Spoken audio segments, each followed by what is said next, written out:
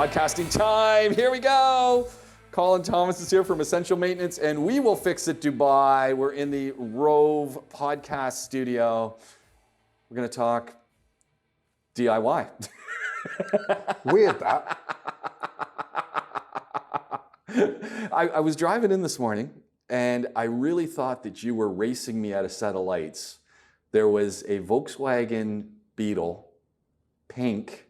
I thought it was one of your new versions that you just acquired and you wanted to bring it and show it off. Pink? It was hot pink. Do you know what? But he was racing me in the Jeep, and I thought, it's got to be Colin. If it was cheaper, I probably would get it in pink. Well, no, these things, we're up to 8 now. Oh, really? Yeah, I mean, half of them are still in the US. Oh, okay, I was wondering if they're all here. No, wait a minute, I've got 3 here. So remind people of what this is, because this is kind of cool. So this is the Beetle Banger Club, which was something that we originally planned, 3 years ago now, I think, which was the basic concept of, could we get a bunch of people to find really rubbish cars and race them around the Autodrome? Yeah, that was the idea. And it started off as, there's a series in the US called the Lemons, not Le Mans, Lemons, which is exactly that. So cars of a very small value that they race round and round for 12 hours at a time. Well, we knew that was going to be a bit ambitious, but why don't we go for 40 minutes and see where we go from there? Okay, start low. Yeah, but this is Dubai, where basically you can't come along a pristine world-class track and throw oil everywhere. So we have rules and regulations. So we were talking about this for probably 2 years. In fact, it must be 3.5 years now. Yeah, so 2 years we were talking about it, and nobody could agree on the WhatsApp about what we were going to do. And gradually it went quiet. And then one day I saw this absolutely shot manual Volkswagen Beetle, which is really rare here. And I just went, you know what? I'm just going to do this. I'm going to do it entirely the wrong way around. I'm going to buy the car, and then I'm going to work out what I'm going to do. So I bought the car, and I sent it over to the garage. Actually, I used EBC for this one, because I think Glenn was busy with all my other projects.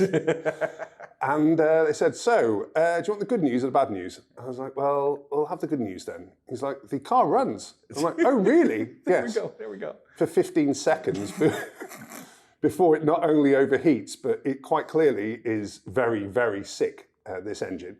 And apart from that, you've got another probably 10,000 to spend on this 1,500 dirham car to get it anything like where it should be. So I did the logical thing that everybody would do in this situation, which is I said, yes, go for it. As you did. Anyway, so, and then it took probably 6 months to renovate this one car. Wow, that's a long time. Yeah, it did. It was one of those fit-in projects around other things that people were doing. So engine replacement, the whole car needed a complete respray, all of the mechanics needed redoing. It was quite an involved activity. And then we got to the stage of, okay, well, the car's ready, so now what? What am I actually going to do with this? So then at that point, I'm like, okay, well, we kind of found out along the way that in Dubai, you can't just take any old car and put it on the racetrack and try and race it. So instead, there's the FIA, the same people that control Formula One, I have to speak to try and put a series together here. Okay. We need to have roll cages of FIA spec inside. We need fire suppression systems. We need fuel tanks. We need fuel cells, rather. We need full harnesses. We need Hans devices. You know, these are the restraints so that in an accident, you don't kill yourself. I think that was through Dale Earnhardt Jr.'s accident in IndyCar that killed him. So all of this, it's kind of got very professional along the way. But we've got a halfway house, which is track days initially, where people can come and just enjoy the cars in a safe environment. So we've been doing that now for the last probably 3 months, I guess. And it's just been incredible. And the last time that we were out, which is now a month ago, blimey, we had the second car that arrived, and it just changed everything. It was just mind-blowing. So much fun, because they were so evenly matched. They were way more evenly matched than we ever imagined they would be, because my car was I thought was pretty much tuned and ready to go. Well, straight out the box, now admittedly, they're a very good garage that's got it. And and also it was the same garage that had done mine, so they did have the experience there. But out the box, they were so evenly matched. It was unbelievable, which made it 10 times more fun. Glenn has just got his 2 weeks ago. So now they're going to be ready for the 20th, which is next week, I think. So we'll then have 3 out. 4 and 5 I bought and financed for another garage. They're financing it rather, and those are on the water now. So I think they're probably about 6 weeks out. I'm buying 7 tomorrow, hopefully, assuming that the auction goes through. 8 has just been announced as well. So we need 10 to create the series, and when it all gets a lot more serious. But the idea is to take everybody through that process of and we're literally all just, fat dads, we like to call ourselves. Fat dads. And, but just looking for a little outlet on a Monday night. And the way it works, everybody pays in 5,000 dirhams as the general buy-in for the cars, and then it's 350 dirhams a night. So it's not for motorsport, that's not bad. And we're really looking forward to it. We've got another halfway house, which is basically called Track Attack. Track Attack. Yeah, which is another outfit in the UAE that have organised that, where we can, rather than racing each other, which is the FIA regulated stuff, we actually race against the clock, and then you basically have a racing order based on that. And where did you Track Attack? Same place? I think they're more Abu Dhabi based, but if we're going to go with 10 cars, then I think we might be able to arrange for him to come to us. So we're going to see where we go with that one, which should be really interesting. But the whole idea then is to convert the cars over to FIA spec so that we actually can race together. But then we have to do the FIA racing drivers' licenses so that we don't all smash each other at the first corner on like a Formula One race. And treat each other with respect, which is the other thing that's going to be key for these guys to understand. Because if it's supposed to be a budget series, the last thing you need to be doing is rebuilding your whole car on every race. Yeah. So, we've got all that to go, but I'm loving it. It's just the most fantastic, I call it mental sorbet. It's the stuff outside of work, which just really entertains me, like the Pajeros as well, and loads of other things have a finger in. And it's just, for me, that's really what gives the colour to life. You mentioned work. It's DIY time, isn't it? Things must be going crazy DIY, and that's where I wanted to go in this episode, because people have got family coming to visit, we've got end of year stuff, we've got New Year stuff, we've got holiday stuff.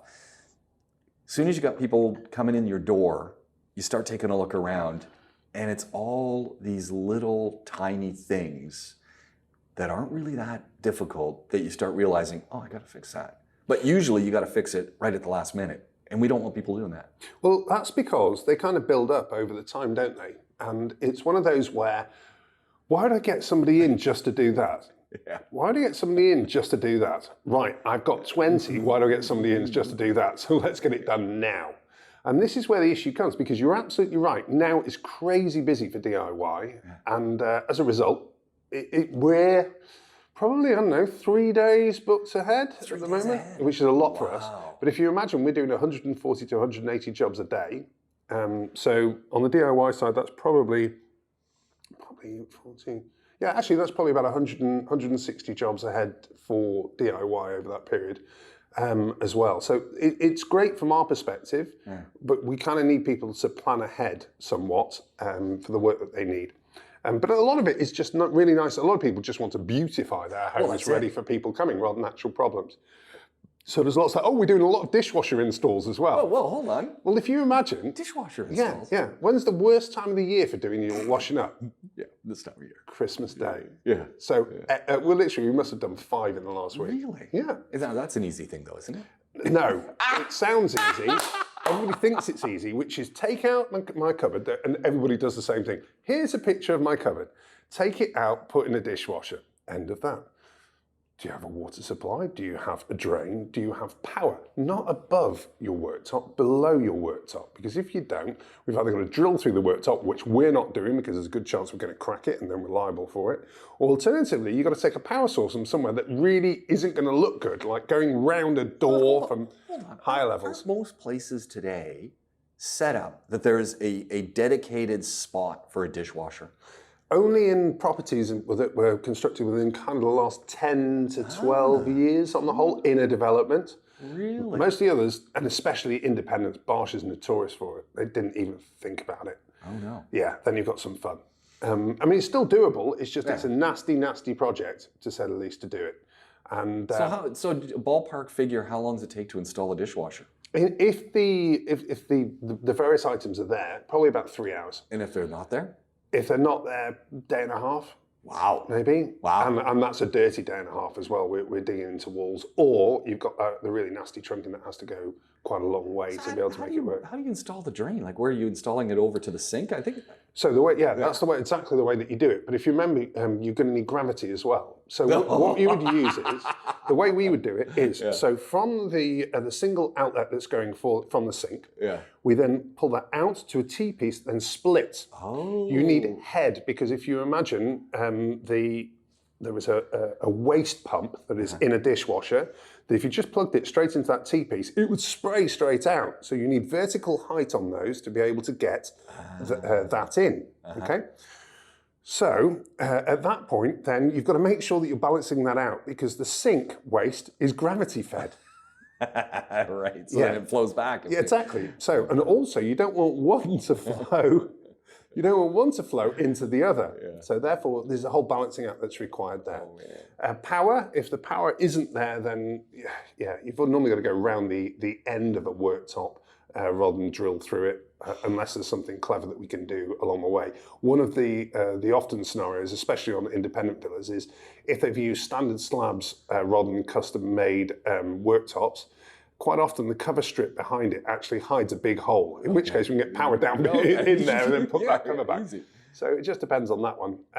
Water supply, that's easy, just a T-splitter straight off the supply for the taps. You know what, speaking of water supplies, that's really cool. I'm glad people are getting dishwashers, and I really always just thought of a dishwasher as out of the truck, take off the plastic wrap, put it in, hook up, get out of there.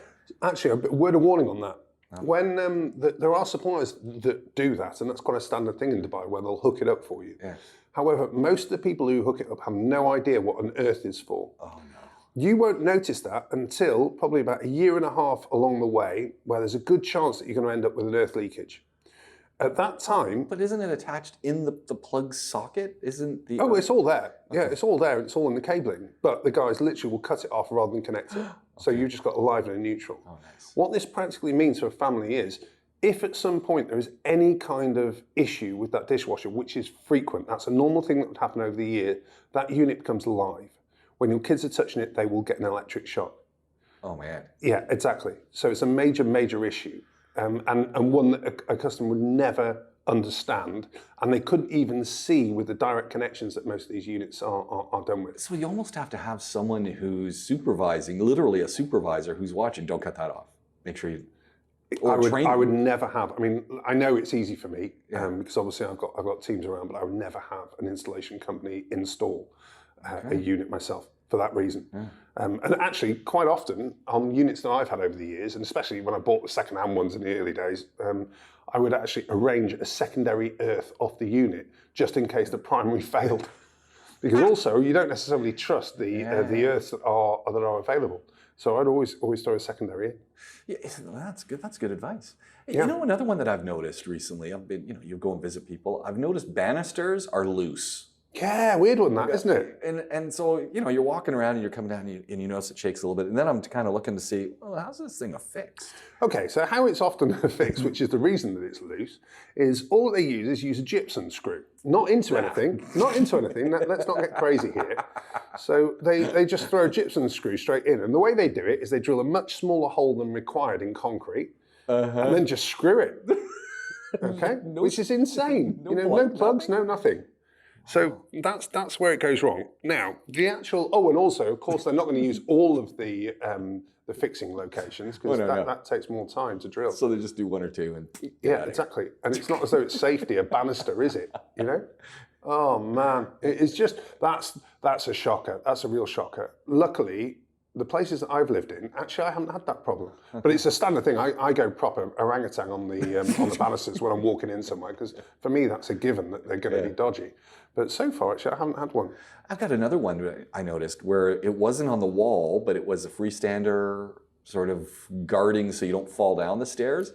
And at the very bottom, there's a nice big square post, and it shakes. And I was looking at it to say, well, how's this thing affixed? And near as I can see, one bolt, one big lag bolt that who knows how that thing is actually...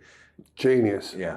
I mean, it's a no-brainer that if you're going to go for that the post design, then the fixings need to be a minimum of 2 on a diagonal and quite separated from each other. Otherwise, you've got no base to be able to work from.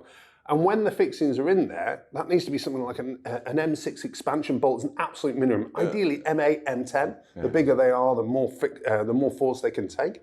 Because in effect, you've just created a lever. That's exactly what it is. And if the location where somebody's going to push that is right on the top, which is the highest point from the lever that you possibly could do. So therefore, if you're going to do that, you need to seriously over-engineer it.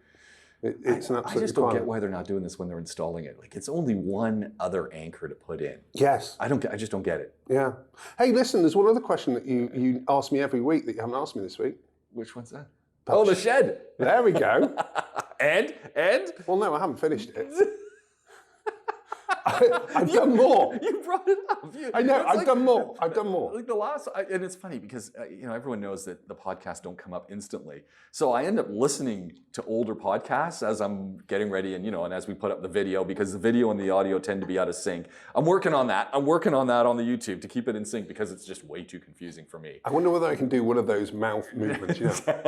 Hello, just to throw you off. The last one that I put up, we were talking. We were at the last mile. I called it the last mile. No. If you remember, what I actually said there was I've got about 4 hours more work to do. Yeah, 4 hours. That was it. Yeah, I know. But the thing is, if you are a family man, 3. 3 hours. If you are a family man, you never get a 4-hour slot. Hold on, but you're semi-retired. I'm not anymore. Oh. Tell you what, I'm about as full time as it gets these days.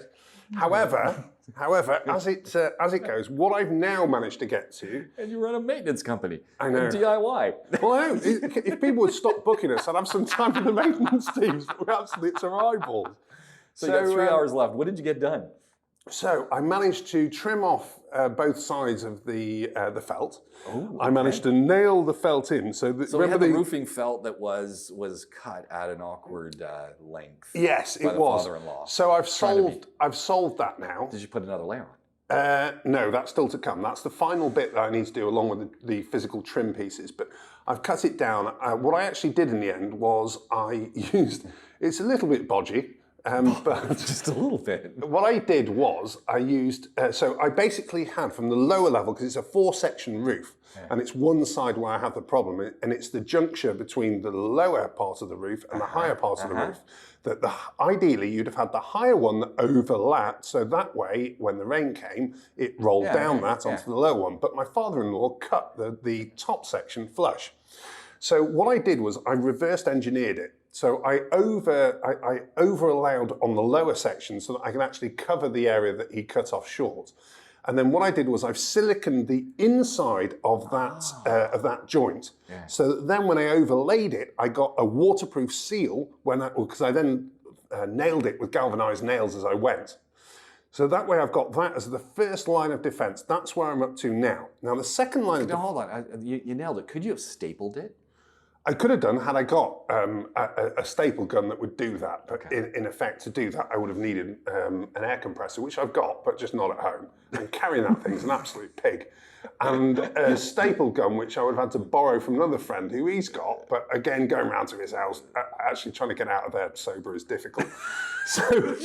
So in the end, I took this option because I had the nails there and available, James. You got these from the UK, or are these Dragon Heart special? No, these aren't. These were Ace, actually. Ace? Yeah, Suki. I gotta say something about Ace. Just pause talking about the roofing felt. I was in Ace the other day. Which one? Festival City. Yeah, cool. And the proper Ace. I noticed that they actually had bins of hardware as opposed to just the little sachets. They're all doing that now, which is brilliant. I said, finally. Yeah, absolutely. And they're not even expensive. The small plastic bags, £9, medium 19, large 39, I think. Yeah. That's a bargain for what they're offering. Yeah. Well, the difference is absolutely amazing. So definitely that's a real step forward. And they've got really good hardware bits that are there for you to fill those in. Look, you pay a premium. So everyone knows that if you're going to Ace, there's a premium, but it can be very convenient. But the premium on that, actually, because you're able to mix and match, right, is actually, I don't think that is a premium. I think that's an absolute bargain. I really do. Yeah, it's a good step forward. Okay, back to the roofing felt. Okay, so galvanized nails. So galv nails have gone in, so that's all been done, and I kind of tidied up the other side at the same time. And then at that point, I got called in for, I know, kids' showers. do the kids' showers. Yeah, okay.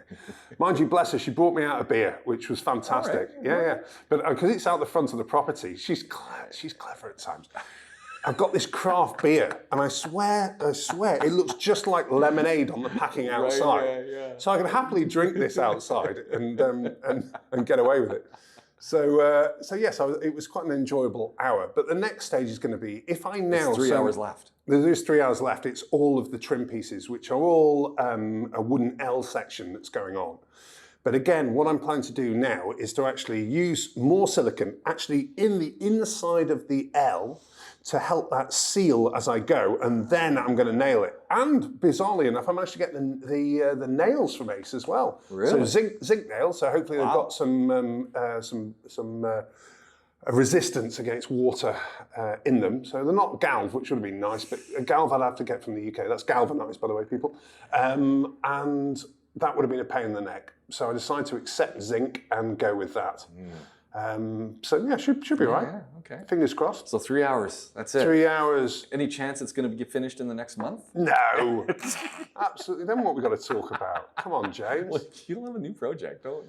Yeah, it's true. I need to work out what the new project is, because that double bed, it's proving difficult to find the frame. I told you we've got... You're buying a bed. Yeah, we are, but it needs to be huge. Yeah. For the simple reason that with dogs and various other things, there's... I thought you would have had it by now. Oh, we're nowhere near. No. Just go to Intercoil and talk to the folks over there? Now that's logical, James, but we're not doing it that way. What we are going to do is try and work out... See, I think that the mattress is the easy bit, and we don't want like it's divan, isn't it, where you have like the box underneath. Don't really want that. Right. So we want a frame as such, and a wooden frame at that. And from what I can work out, the only way of getting the kind of sizes that we need is custom build. The pergola guy, he can help you. No, he was aluminium. What are you on about? I thought they would. I thought they did wood as well. No, I've got Jamaica carpentry, which could do it. Okay. But again, if they gave me any change out of 7,000 for the frame, I'd be very surprised. And then when you're spending 7,000 on the frame, and it's going to be a Super King at plus. You know, I'm hoping it's going to be around 220 width. So once you've done that, you're in for quite a wedge. And this bed's lasted us 13 years, so we haven't done too badly with it. Yeah, but we need to get it. Why do you need to get rid of it? Well, because this is a 180, which is a standard king width, and now we have both Rollo and Paddington that have their own amazingly comfortable beds. They even had a bed in our bedroom because they cried so much downstairs that we gave in. Stupid people that we are. So they're in the bedroom as well. But now what happens is in the middle of the night, they both come up and they are in the middle. But the problem is Rollo's a little bit rotund. And what he does is, so he has the top position, which is directly between Natalie and myself.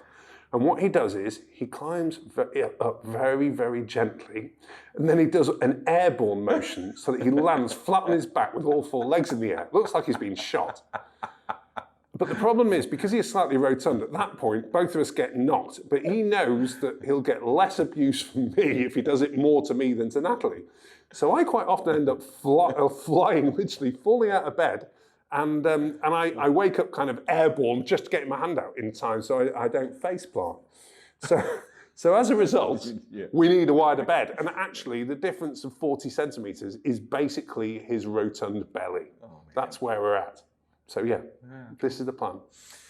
You got everything sorted out in the house for the holidays? Absolutely not. Natalie did the Christmas tree last weekend. We don't go too early with all that. But we had loaned it to the brother-in-law and sister-in-law last year, and we got a real tree, and we remember all the hassles that we had with that, or we can't do that again. So we went back to the Christmas tree, and all of a sudden, it's lost a few branches. Uh-oh. Yeah. Yeah, it's one of those moments, isn't it? So I distinctly remember that Christmas tree, that the issue was, because we've had it now, 2008 I got it, and it was secondhand then. I bought it from a florist's in Motor City, Contempo. Okay. It was their one that they'd used for a year. So we're talking 2007 here, but it's an absolutely top end. It looks incredible when it's up. But we're getting to the stage where the plastic's going a little bit brittle. So it had lost a couple of the mounting points for all the branches. Yeah. So I was a few branches up year before last. I am now 2 branches down this year. Yeah. I'm not suggesting that anything went on last year with my brother-in-law and sister-in-law. However, things are different now. But luckily, it'll spread out quite nicely in the way we go. But we think we've got 2 years with this max, and then we're going to have to find a new variant. Oh man, which would be a shame because it's been brilliant, that Christmas tree. But we've done nothing apart from the Christmas tree so far. Any plans? Oh, actually, no. We had a big Christmas lunch with said brother-in-law and sister-in-law at their house. And what are they doing for trees and stuff? They got a new one from Ace, actually. They wanted our tree again, and we told them where to shove it. So they went to Ace in the end, and actually it wasn't a cheap tree. It was about like $1,200, and it looks great. I've got to say. But I think, if you're going to make a purchase that's for a long period, for a decade or more, then really you should kind of go for it. Get the great tree. So yeah, I'm going to work hard at that in a couple of years' time. What are the plans for the decorations in the house? This is way above my pay grade, James. Because I'm sure Natalie's got ideas. I know last year you had lights on the banister. Yeah. So those are now actually on the Christmas tree. So I mean, we're lacking in lights. I mean, we've only got 6 other sets that you could potentially use, which obviously none of them will be right. So I'm looking forward to a trip off to get more of those. That's guaranteed. We've got, so I'm going to get told, and as you know, I have the 2-hour rule is in place in our house, which is... No, I didn't know the 2-hour rule. What's the 2-hour rule? Don't tell them anything until I need it within 2 hours. Okay. Yeah. So tomorrow morning, I know, because actually I do have still Wednesdays and Thursdays off. I know that tomorrow morning at approximately 7:45, once I've done the dog walk, I'll be given the next 2 hours worth of work, which I'm presuming is going to be that, from what I can work out. Turns out it was our wedding anniversary. Day before yesterday. Congratulations. Thank you. My dad reminded us yesterday. Neither of you remember. Great husband I am, aren't I? Yeah, no, neither of us remembered. Because we had 2, you see, so it kind of, it's one of those that, it got a bit delayed. But now we've got the dogs, and also Natalie has arranged for my wonderful mother-in-law, she genuinely is wonderful actually, to come and look after the dogs today. We can't exactly go out tomorrow now and go, oh, you know what? Don't mind any chance you can come over yet again to look after the dogs. So I think we're going to try and find somewhere that we can take the dogs, which we did last week, and it actually went remarkably well. Where'd you go? We went to the polo club, and the dogs were really well behaved, which is quite something. The I'll Have Tour Polo Club? Or? No, the proper one, the ranches one. The ranches. Well, there's the ranches, and then there's the other one that's got the micro hotel, the mini hotel by Warsaw. There's that one too. Desert Palm. Is that a micro hotel? What makes that a micro hotel? I don't know. I just call it smaller rooms. Oh, we're going to charge you more because I think it's adult only at the Desert Palm. Is it? Yeah. It didn't used to be. There was Rare, the restaurant there. That was great. Yeah. Haven't been there in a long time. But anyway, so tomorrow we're going to try. I might try the duck hook because apparently you can take the dogs outside there. Really? We'll see where we go. But again, that's going to be one of those things that I'm you can told take about. the dogs to the point as well. That's a really good idea. Yes. What's that place called? I want to say La Mer, but it's not that, is it? Yeah. It is Vista Mare. Vista Mare, yeah. That's it. Yeah. So that's another possibility. Yeah. So we'll see where we go, but we need to celebrate something, without a doubt. We just need to work out what the subject is. Now, I remember last year, you had the old power bars running a few sets of lights. Correct. I was reading about power bars. Yeah, dangerous. Yeah. And you need to know what you're doing with them. The number of people who are running cords under carpets, which I never actually clued into until I was reading some literature out of the UK. And they're saying so many people do this. Yes. Not thinking about it. Okay, so this is the traditional Joe Public's view on power bars, which we call extension cords. So I think I call them extension cords too. Oh, do you? Yeah. I might call them power bars now because I prefer the sound of that. Well, I think of an extension cord as one little socket at the end and a power bar having, 5 or 6. Yes, exactly. Yeah. So the general perception is you've converted 1 into 6 and away we go, isn't it? Yeah. Now, what people don't realise is because of the singular location, the 13 amp plug that you normally would have on an extension bar, and the fact that each of the plugs that you could plug into that extension bar also is rated at 13 amps, you have the ability to overload it by 600% if you've got 6 locations. Okay. Now, the other thing is, at Christmas, what tends to happen is there is a lot going on in terms of what you need to plug in and the amount of power that you need to use. Right. So the issue tends to come when you need more power and you don't really know about the output of power that various things have. Who looks at that stuff? I do. Of course you do. Actually, these days, I can pretty much rough it out quite quickly, which is much easier.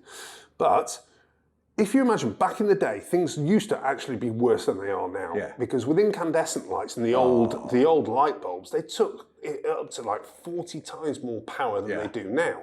So two of those lighting runs could well have been more than 13 amps. And I remember plenty fizzing, and my dad was very clued up. But I remember plenty fizzing and fusing when we were kids, but we got away with it. But these days we try and be a little bit more sensible than that. Well, now they're all LEDs. I mean, does anyone sell actual light bulbs anymore? I don't think so. Well, the thing is, actually, I've got to look at this because the ones we bought in Ace Hardware last year, Natalie's telling me are heating up. Really? Yeah, I know. I was like, super hot? No, she said, just a little bit warm. But I need to kind of check that out, see what is going on there. Because with LEDs, what that would suggest is that there is a short in them somewhere. And I need to look at that. But again, I've got it on a residual power scenario. It's got an earth plug, so that way the main circuit should be okay. And I don't have it on the extension. So I'm doing most of it right. I've just got to check that the final scenario on that, and I'll quickly whack an amp meter on it and see whether or not it's pulling something it shouldn't be. I love just the extension cord rally that happens. Forget about the holidays, putting lights up and stuff. Just generally speaking, the number of extension cords that are everywhere in houses these days because you got to charge everything. Well, the thing is, they're also they're designed to a price point rather than to safety, which I just find utterly incredible. So the ones that you should be buying there should have a residual power overload switch on them. They also should be fused separate from the plug itself so that you have multiple locations where a fuse can blow. And thirdly, you should know what you're plugging into in the first place as well. Yeah, so absolutely. That's what you ideally would have. Now, we have everything going in the opposite direction from that. The only thing that generally is standard is that there is a 13 amp fuse in the actual socket that's going into the wall. The rest of it, generally speaking, won't have anything residual power related and won't have a separate fuse in it. And away you go. Yeah. Oh, and also the other classic out here is quite often you get the 2-pin plugs. That, that most people ram into those by sticking a key in the earth and then whacking it in. Yeah. Utter insanity. It really is. Power's still on. Don't get me wrong. We've all done it. But still, what? That's insane. When I first came here, my eyes were out on stalks when I first saw somebody do that. He's just put a key in a plug. And now you don't even bat an eyelid. It's like, you got a key? You got a key? You got a screwdriver? Absolutely unbelievable, isn't it? You know, the other one that I always get worried about, forget about the extension cords, is you get people coming over, and as you said, you just get used to all of the little subtleties of your home. Yes. And then you got someone coming over, and they got to go use the washroom. So you got 3 different things that are potentially going to go wrong. One, there's the lock on the door that you never use, and they're locking the door, and you're kind of wondering, hope that thing works right. And 2, you've got the butt shower. Oh yes. Which, hoping that doesn't break when someone's using it. Well, no, if you've got a visitor from abroad, you've got to be quite adventurous to actually get straight in on that avenue. Well, I'm just thinking maybe they've had a powerful deposit and they want to, wash it down. Oh, yes, fair enough. I've got you. Yeah. So, and then 3, you've just got your toilets here because we end up with water at 50 degrees. Yes. It's, I don't know how often you have to change your mechanisms, but probably every few years, 3-4 years, depending on how badly you've cheaped out on the mechanisms. You're not going to believe this. Here's an absolute classic for you, which is, there is still an original flush mechanism that I see in probably 50% of the houses in the ranches. that is now 15 years old. And it's still working. Still working. Well, this is the thing. You go to the UK, you go to North America, people have got toilets and a flush mechanism that they've never changed. Yes. They can be 20, 30 years old. I know, but that's temperature of the water. Right, because it's cold. Yeah, exactly. So as a result, the rubber mechanism that creates the seal doesn't go off, and hence everything's okay. But that's the only one here that I've seen that generally speaking is pretty good. Can you still get that? Maybe? No. No, of course not. No. Absolutely not. In fact, no, you probably could, but in fact, you can. I'm wrong on that. You can, but the price point is so ridiculous that nobody would ever use it again because they don't think 15 years ahead. We found a flush mechanism for peanuts that will do 5-6 years. In fact, I don't think we've done replacements on these. Really? Not that I'm aware of, actually, Well, which means that pretty we've good. been using them now for 8. That's pretty good. And it's What's the brand? Where are you getting these? Who's making them? Tredex. Tredex. Don't trust all their stuff, but a lot of their stuff is good. Okay. That is not a wide-reaching recommendation, but their taps are good on the whole. Okay. Again, you need to know what you're looking at. Their taps, interestingly enough, it's the same company that manufactures those that does a lot of the main brands. Some of the grow hairs are made by the same outfit. Yeah. So, it's an interesting one, that. Toilet sprays, there's only grow hair. Don't even think about going elsewhere. Right. It's just too dangerous to do that, without a doubt. And interestingly enough, oddly enough, we've had particular models of grow hair that have failed. Wow. And we've stopped using them immediately. So we stick to the original one that we know will never fail, and that's it. But again, these are all things that you just learn in the trade from doing that many of them. It's the door locks that always get me, because people go in and then they got to lock the door. But maybe this one creates panic is the other thing, which is it's not just a standard scenario of just hold in there, we'll get you out as soon as the locksmith comes. That is the claustrophobic panic of being stuck in a toilet, and especially with a small child that throws that in a lot more heavily. So, what would you do in that situation? If you imagine the reason why a door fails can be through 2 things, which is just general wear and operation on the first instance, and then the second one is if you have resistance in that lock for whatever reason, you're putting more strain on it, which means it will fail sooner. Okay. Both of those scenarios, you're given warnings beforehand 99% of the time. If that lock doesn't feel smooth as you're operating it, then you've got a problem. Okay. And that's the physical lock, open, close. Secondly, when you are undoing that lock, if there's resistance on it because the striker plate or the wood that's in there is now misaligned, doors drop and various other bits and pieces, you've got a problem. That's going to fail. So therefore, these are your little signs that you desperately need to do something with that lock. Okay. Now, what do you do with that lock? Well, the actual scenario, as always, is the graphite spray that I've got and various other people haven't. But is Ace not selling the graphite spray? No, I don't think they do. Why not? Like you're pimping this stuff. Yeah, I love it. Absolutely love it. Well, the thing is, it is a little bit messy because unlike WD-40, a WD-40 is clear. Yeah. Whereas graphite isn't. It has that graphite look of it, so it looks grey. Yeah. So, and the reason for that is quite simple, which is when it has graphite in it, it stays within the lock and its mechanism where it's supposed to be. And when it's totally clear, like the WD-40, it's a much lighter oil that doesn't stay where it should do. So it'll last for a while, but it doesn't last in the same way.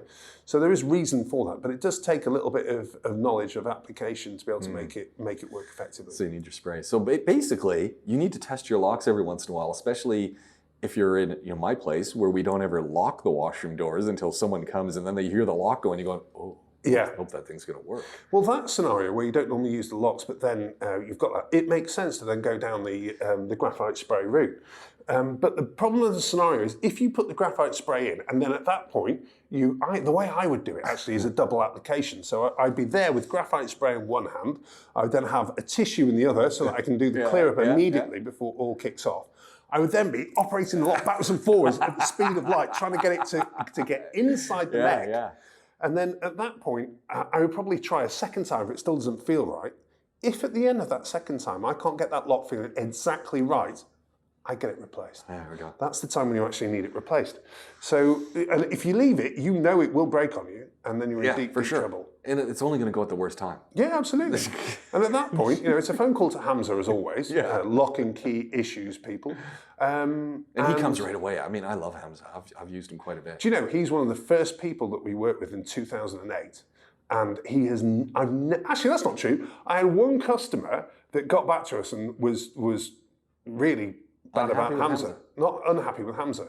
Anyway, I then looked over their record with us and saw what the issues with us and immediately hit the blocked details on him because Hamza, there's no way. Nobody ever has a bad experience with Hamza. He's just brilliant, the best locksmith. And you know what? He is actually the reason why we decided never to go into locks because he's that good at what he does. That why would I want to compete with Hamza? I much prefer to hand over all of our key and lock work over to him. Knowing that he'll do a phenomenal job for our customers. And that's what he does. Like, that's all he does is locks and doors. And you know what? He's 24/7, 365 himself. So he came round our office a couple of weeks ago and I was like, oh, Hamza, you look tired. He's like, yes. I've been up for all of the last 48 hours apart from sleeping in the van. And he'd been that busy. He just goes constantly, which is unbelievable. But he's such a good guy. So look him up. Hamza, lock and key issues. There you go. You know what? I'm going to put his contact details in the description. Oh, fantastic! Yes, please do. Why not? Because as I said, I've had great use with him. And I love it because he sends you pictures of everything. And he'll send you the photos and he'll say, look, this is going, this is gone. Do you want to do the whole thing at once, or do you want to do some of it? And yes, and he never installs rubbish. Like no, that's real bad rubbish. Well, and so this is the exact situation we had with the gate. Is we had our the watering guy, who the key broke in the lock. And, it's going to break. This key, I'm surprised the key lasted that long. It'd been 20 years. Wow. Same locking mechanism. So Hamza comes. He pulls out the tumbler, he gets the key out, puts a new one in, and he says, okay, here's, this is what I need to put in. You probably need this other piece too. Not now, but you're gonna need it. Why not just replace it? And I said, wait till we get back because we've got more doors to do. And the gardener guy said, he says, how much did that cost you? And so I told him, he goes, I could got it for you for cheaper. I know. And I went, but I can call Hamza and he's going to be here. When it doesn't fit, if it fails, I can call him back. Whereas your guy, I'm going to get a. And also, if it's exterior as well, what they'll be getting is a mild steel. Now, Hamza won't even probably mention to you that the grade that he's got is designed for exterior and therefore costs more. Oh, it totally looked different. I mean, but to the general public and as a customer, they think, oh, he's more expensive than the other guy. He's not. He's provided a totally different service. And therefore, thanks to Hamza, you are not going to get locked out in 6 months. And literally, all it takes is one rainstorm when you're using an interior lock externally, and it's gone. It's done. And that's the frustration. It really is. I totally get all that. I was looking at some stuff about screens again, and did you read that. Did you see that thing? Patching a screen, James. Did you see it? Come on. It's like... I'm sure you just put these up here so I can have a rant. Right, so what this article was, for all you people out there, what this article was a suggestion that by getting a patch, which is basically an adhesive-based screen part to go over a rip, and if you get it quickly, then everything will be okay. No, it won't. You look absolutely horrific. What are you talking about? Absolute rubbish. I'll put the links up, but I wondered if that picture was that during the installation or the after, because there's a little bit of tape on it. So I'm serious. Just no. It's not even expensive. So the only scenario where I could even remotely imagine that might be feasible is on a rolling mechanism. Okay. Now, there's lots of these on windows in Dubai. So when you've got a short window, rather than like a sliding patio door, fixed door, these are generally used on smaller windows. They're generally not used anymore for a very good reason, which is they're utter garbage. So what are we talking about? These are rolling up mosquito nets. And the reason is the sun gets in the mechanism the first 2 months, and after that it's just an absolute... But what a nice selling point when people move in and say, oh, look at that, we can roll the screen out. Well, you say that, but normally if you imagine, those have been installed 6 months at least before the house has actually been handed over. So any real estate agent worth his salt goes, oh yes, and we've got rolling mosquito nets. Not once will he ever touch them. He knows, or she knows for that matter. So there's no way. And then they come to us and go, oh, you can fix the mechanism. No. Absolutely and utterly not. We're not even going to touch that. That will be an utter disaster. And no, you won't be able to get the spares because anyone who actually supplied that would have run. There is no way that they're hanging around for any kind of warranty period on those. Totally not designed for this region. So I was looking at all of the ways you can repair screens, and you know, you can go to SpeedX, you can go to Ace, you can buy everything. Yes, you can. And all I remember is when your boys came and changed the screens at my place. Yeah. And the two guys are there, and it took, you know, they did a few. And in fact, they you know, the screen door, they did one of them, and the other, because the dogs were running through the screen doors. Yes. And so they only did one, because I thought, you know what, I keep one of the screen doors blocked shut anyway, because I don't want it opening. And so I've got one that's a nice memory of the dogs using it as a door, and the one they fixed. And I just remember the guys looking at it, and they're going, well, there's the rubber tubing stuff. So first of all, they have all the tools. Yes, we do. So this is the first thing. You can change your screens, but you need to go buy some tools, which, you know, you're going to change the screens again at some point. So at least you'll have the tools if you remember that you have them. Assuming you can find where the tools are from. It took us 6 months to find where to buy those tools from. So you've got to find the tools that are, and then the second thing is, you got to get the screen, so that's easy enough. You can do that. Well, you might have to be cutting some. Yes. Third, you've got to get that little rubber stuff. Yes, you do. Now, obviously, those come in 5 different sizes. Of course, and that was the thing that the guys had who did our place, is they had 4 of the sizes, because there's one size, no one uses that size. Absolutely, yeah. To get to my place, the It's guy's that looking, he's size. going, No. you wouldn't believe this one. You could, but don't worry, you can get it to work. And the guy worked it hard, but he said, yeah, this, and I'm just going, this is the problem, because you know, you're not going to be thinking about this when you go to change your own screens. And the jimmying work he had to do to get it nice and tight. Now, fortunately, your guys, they do this all the time. These were the screen guys. Yes. So they know what they're doing, so that it is, there's no little ripple in it, there's nothing. But there's more than that, which is, so even on a basic level, there are 2 different types of screen that you can use. There's aluminium or there's nylon, okay? Most people think, aluminium, that's the way to go. No, it definitely isn't. The reason is, as soon as you touch that, even if you touch it a little bit, it stretches. If you imagine, aluminium has no flex in it, so therefore it will just stretch, and that's gone. If you get 6 months out of that, I'd be amazed without it looking terrible. So nylon is the way to go. Now, nylon, you can get the expensive nylon, or you can get the cheaper nylon. The cheaper nylon's from China. It's much better than the more expensive stuff. We've tried both, and would you believe it? The cheaper one is better. Wow. So it has basically more ability, more strength to be able to bounce back, and secondly, for that stretch, to get it stretched correctly. The Chinese stuff is better. Who would have believed it? Never. Yeah. So for our boys, like you say, we're doing it the whole time. But again, the rubber that goes around the edge, it disintegrates. You can't see that until you've pulled the old one out and you're already committed to the job. Yeah. And then at that point, trying to find it. Oh, and also you can only buy it in 100 meters at a time. Don't sell it by the meter. So, you're then oh, and the other nice thing is, when you pull it out, because it's been in there for quite a long time, it compresses. Right. You take it to a shop and they're going to give you one size too small. So when you come back, you're going to be in trouble. It's not even expensive, 175 dirhams a replacement. And again, if you're with us, we come with both experience and warranty. So that's away you go. Like the guys just know what they're doing, because that was my lesson. It's like, I can do this. You know, then you start doing a cursory look for the stuff. You realize, no. And then you watch a few YouTube things and you go, no. Well, again, that's the other great thing about YouTube, is it always looks simple on YouTube, doesn't it? I remember that when I decided I'd reflow the chip in my PlayStation 2 many years ago. Was it 3? Can't remember.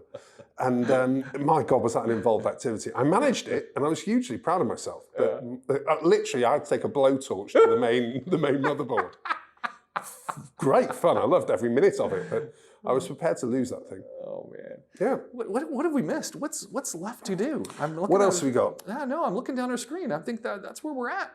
I think we hit almost everything. No, we have. We've hit everything. We've hit everything. That never happens. What went wrong? We're ready and raring to go for another season. We're gonna do a catch up on that shed. It's probably gonna be done next time we talk. No, I said more than a month. It's 3 hours only. Gee whiz. I know, it's trying to find those 3 hours. And especially when I've got a Beetle part outside, that's miles more fun.